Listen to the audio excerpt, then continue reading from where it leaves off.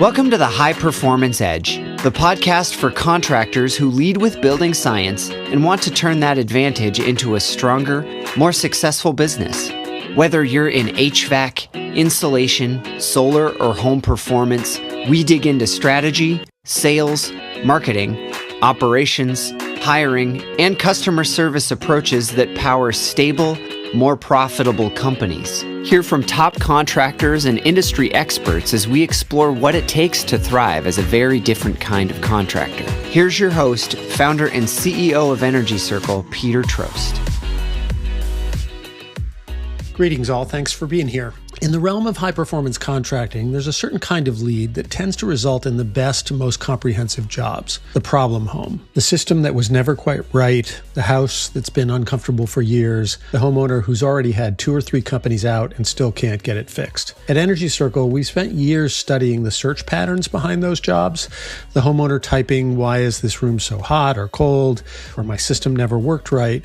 And we've learned that problem-driven search is some of the most valuable demand a high-performance contractor can capture. Today's guest has built a company that gets basically all of that work and almost all of it from word of mouth. Jennifer Manzo runs Valeriani Air Conditioning, a small shop in Naples, Maine, with her husband. You may also know her as HVAC Jennifer. She founded the HVAChicks Coalition and does a ton of training and industry work. At last year's Heat Pump Summit, on a panel I was moderating, she said something that stuck with me.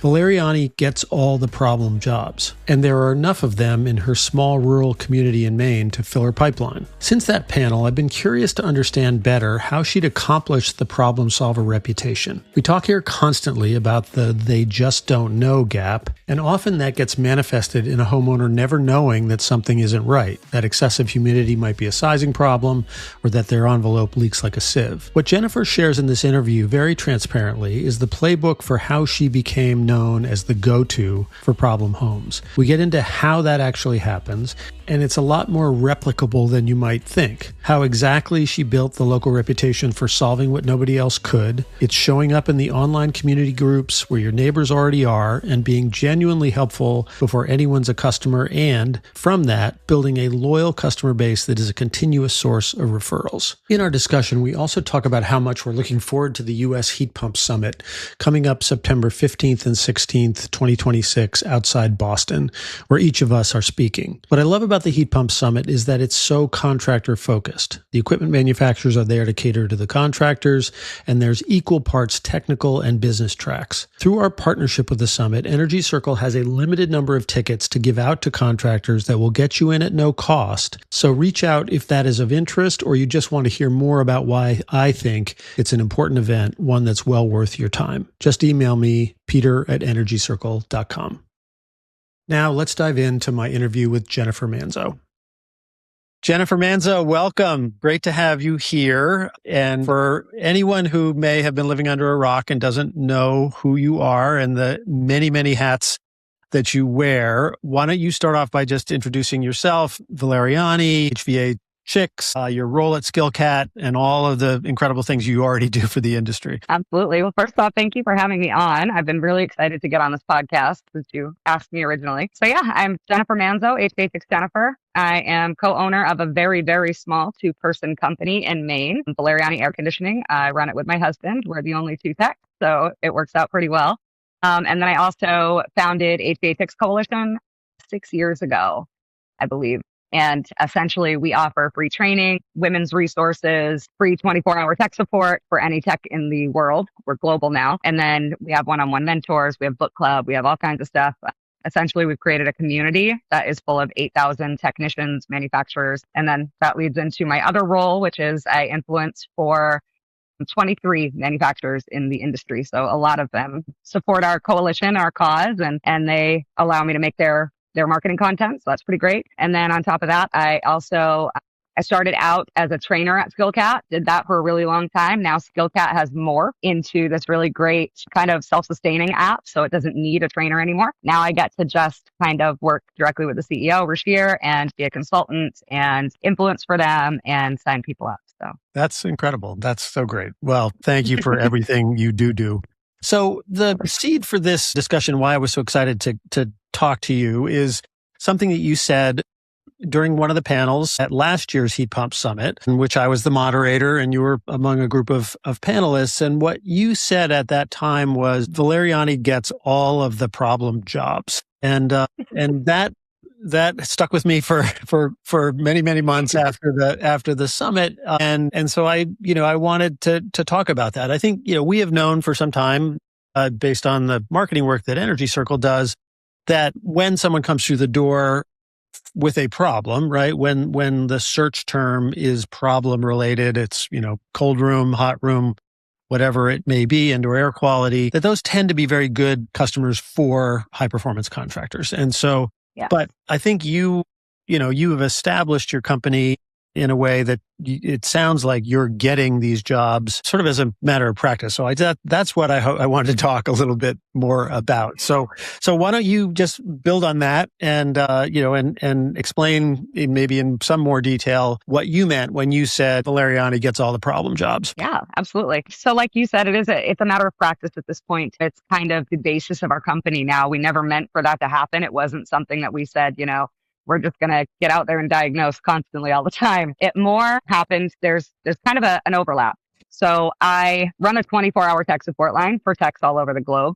Because of that, I've gotten incredibly good. One of my largest parts of my skill set is diagnostic work in this field. I also learned in such a unique way, where I get to work on refrigeration and HVAC. And, we're in the Northeast, I'm in Maine, so we have like gas and we have, boilers and we have everything. So I get to work on just about everything, commercial, residential, you name it. So because of that, and kind of because of the name that I made for myself, diagnosing for other techs while still being on site myself, it's given me a great amount of experience with the diagnostic world. So what happens is in Maine, I always say that I'm on an island, and that's because I am a high performance technician, but I'm in a very non-high performance oriented place. It's a place where they really just genuinely do not care about that, or haven't in the past, I should say.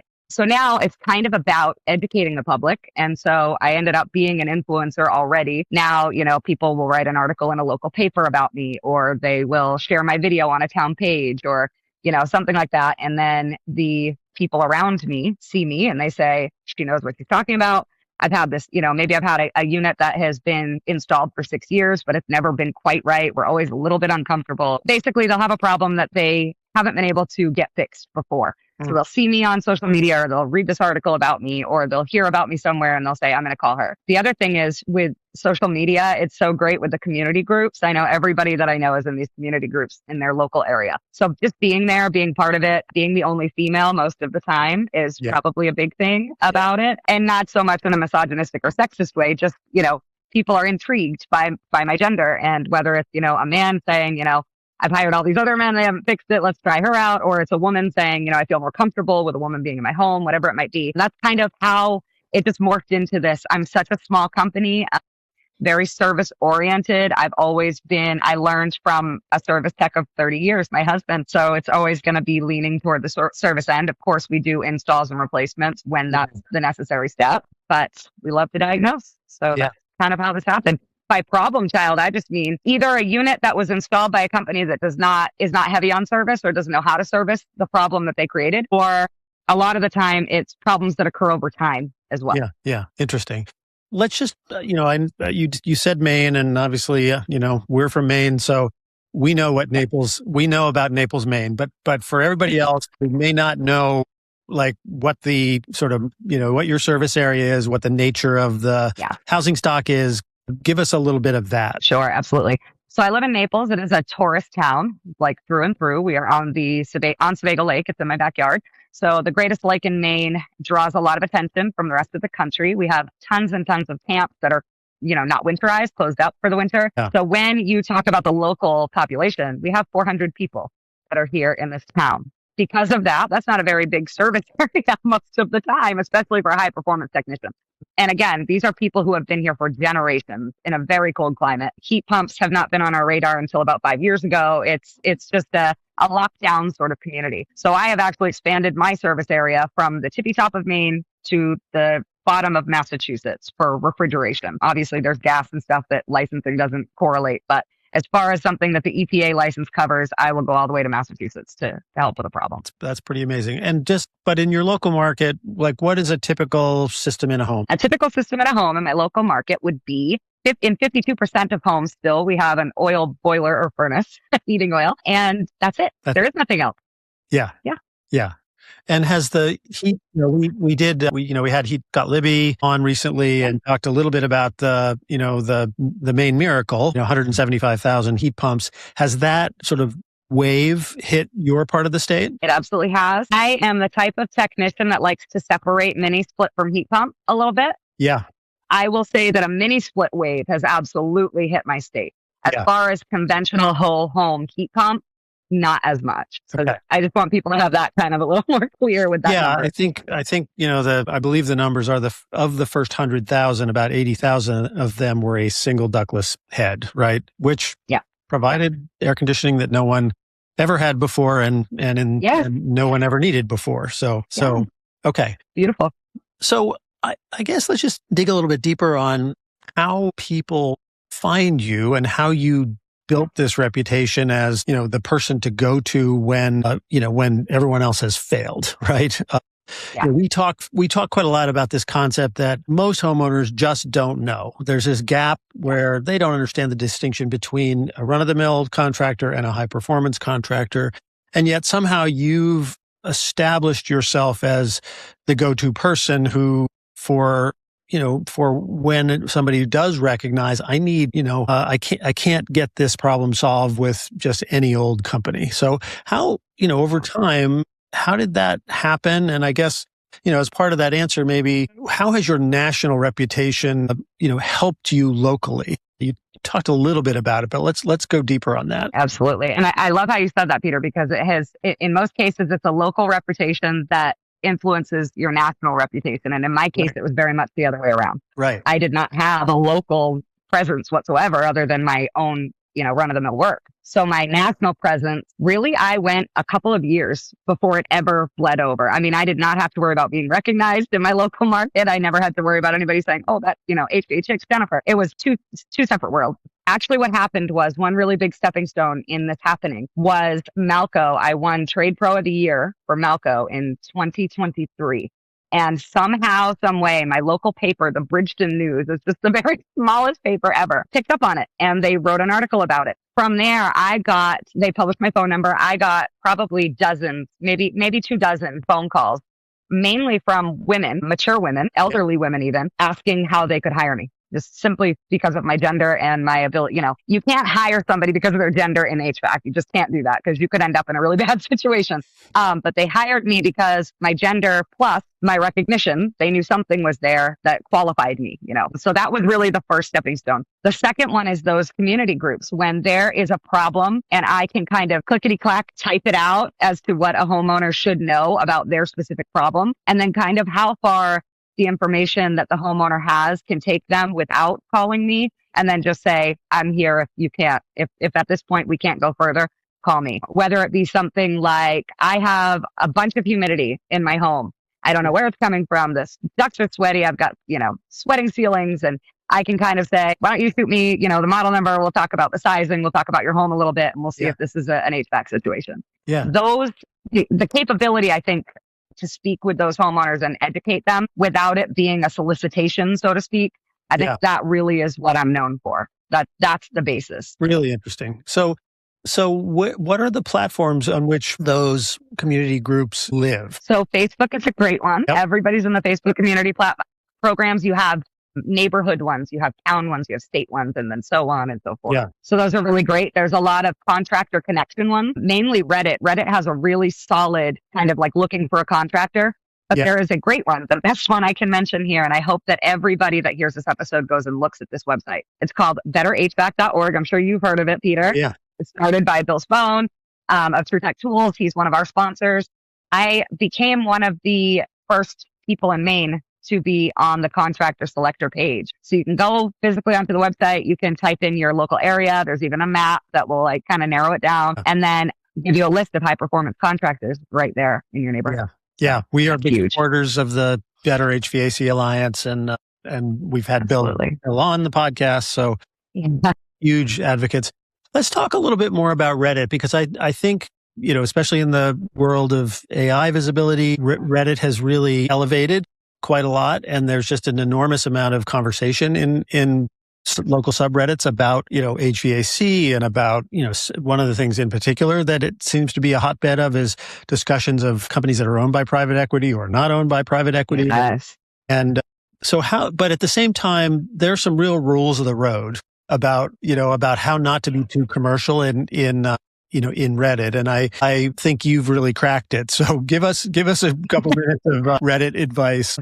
Yes, I will. So I started Reddit. I had never seen the website before. Rashir asked me when I was running the SkillCat TikTok page and Facebook page when I first started in this industry. He asked me to check out Reddit. How can we infiltrate Reddit? And so what we learned in that kind of time frame was that if you are pitching anything, nobody will listen to you. And that's if your comment stays up. They will remove it if they think it's too pitchy. So instead, I just sort of started, and I think really that's where I got this whole I can walk you through anything kind of mentality. Yeah. Was on Reddit. I would see, a post that was relevant and I would, how do I get my EPA, right? And I would say, well, I actually got my EPA through this company and now I own my own company right here in Maine. So even if you're in a rural place, it's, it's worth it. And being able to converse with people without pitching them, but also with the same, that's your end goal, right? Is to sell them something without letting that be known. That is a very fluent art that you have to be really good at on Reddit. Okay. But clearly the investment of time that you have put into kind of being on these platforms has been very worthwhile in the case of your business. I mean, it sounds like it's almost your entire marketing program. It is. Word of mouth is the only other marketing program I use. I do not pay for marketing. I do not buy leads. I mean, none of that is, and in a market like mine, that is really what you have to think about it that way. If I were in, Portland, Maine even, I would probably have a better, easier job of that. Being in a very rural area where people are not convinced on high performance systems, on heat pumps at all, where they're not educated on that, it's very, very important for me to be able to come to them, right? So I can't wait for one of the 400 people in my town to come to me and say, what is a heat pump? Why should I get one? Yeah. I have to make a video, put it out to my whole following, right? 100,000 people see it. And I have to hope that some of those are close to me. In taking that risk, it really just gave me immediate ROI. A lot of people say it's pointless to, make TikToks, say specifically. Pointless to make TikToks if I'm trying to market to my local area. That may be so. Mm-hmm. However, you can always do a locational pinpoint on any platform, TikTok, Instagram. You can pinpoint your location in your post. People know where you are. And when you do that, it markets naturally, organically to the people in your area first. So it's a way of essentially buying leads without buying leads. All you have to do is be convincing, be yourself, be who they want to see. Really interesting. I want to go back to the problem sort of concept as the key driver here is, one of the things that I can say about Maine, is that the housing stock tends to be pretty leaky. As you said, the houses are old. And so is there a consistent sort of set of problems that is typically what you find when somebody calls? And, how much does that consistency of that problem help you, find all these opportunities? Yeah. So there is. The first one I will bring up is the heat pump market, the conventional heat pump market. They are here. They're few and far between, but they all need help because whoever installed them didn't have the knowledge 5-10 years ago that we have now. So I would say in the heat pump market specifically, sizing is our biggest issue, obviously. Actually, I just left one the other day that I have to go back and rip out an entire duct system and an entire unit because it is 2 tons oversized and they have dual units. So we've got like the upstairs with 1 2-ton and the downstairs with another 2-ton. I have to completely negate the second 2-ton and all of its ductwork. So I'm going to have to tie them into one system. That is a huge problem. Being 2 tons oversized in an incredibly humid climate in the summer is just unacceptable. Yeah. So we have to change them all. Yeah, that's really interesting. So that's the biggest one. Well, and that's super interesting as you said, the heat pump market is really in Maine has kind of exploded over the course of the last 5 years, but you're winning by being the second person in. Yeah. Essentially, yeah. Yeah. Yeah. And and it's educating the customer too. So, this woman that I was dealing with had absolutely no idea that that's what was wrong. She was having dust issues, allergy issues. She had all of her supply vents had like a layer of beaded sweat on them at all times. all summer long. And this has been going on for years. This is just something she thought was normal. There was no education there. Right. So in educating her about where these problems are coming from, what we're going to do about them and why, what does, in the long run, I just tell her she doesn't need to know the nitty gritty, but she does know now that having a system that's too big does not allow the unit to run long enough for dehumidification. So you're coming down to set point, but you're cold, but you're still humid. Yeah. Now she understands that. Now when her neighbor speaks to her about having a similar problem, and they all do because of all the infiltration, all the humidity, and we're built for heating here. So when that happens, she goes and says, I have this woman come in and teach me about this. So you should talk to her and have her come in. And that's probably 70% of my revenue. Honestly, Really? It's just that word of mouth. It's huge. That's really cool. And, I'm so glad you brought up the oversizing thing, because I think, of all the things that everyone who is in high performance contracting understands the penalty of oversizing, from a homeowner unknowing standpoint, for you to say, no, it's wrong to be oversized is, I think, in some ways such a disconnect, but you've figured out how to communicate that in a way that they understand. Absolutely. And it's hard to make them understand, like you said. It's a huge disconnect. Bigger is better. And it's harder in a heat climate, right? Because in heating, it's incredibly hard to oversize a gas furnace, say, and have it create problems. Yeah. So when you're trying to explain to somebody who 9 months out of the year that they're only HVAC, it's a lot harder to get through. So we have to find those really fast, really simple ways to explain stuff like that. Yeah. Just one more question about you being this sort of coming in after the initial heat pump installation. Mm-hmm. Are those companies still in business? I mean, is it because, Maine's got hundreds, right? The number of heat pump installers is, for a tiny little state, is incredible. But they just did a quick install and they left, and things are yeah. There are 3 reasons mainly. The first is, like you said, either they're an install only company. So we know lots of those are here. We have we sell you a heat pump or a replacement, and we put it in and we don't service it. Yeah. So that is the first one. The second one is typically lack of education. So I don't even know if I put this in my bio when we first started, but I teach 9 other companies across the US as well. I teach the technical side of HVAC weekly. Yeah. That includes companies in my market, in my area. I actually teach these companies about the technical side of HVAC, even though they're my competition. I have found in doing that there is just a resounding lack of education for anything other than heating here in Maine. So that is number 2. They just simply didn't know any better. And then number 3 is they may do service and install both, but they have a very solid cap as to their knowledge base. So if it's not this or that or this, I have no idea.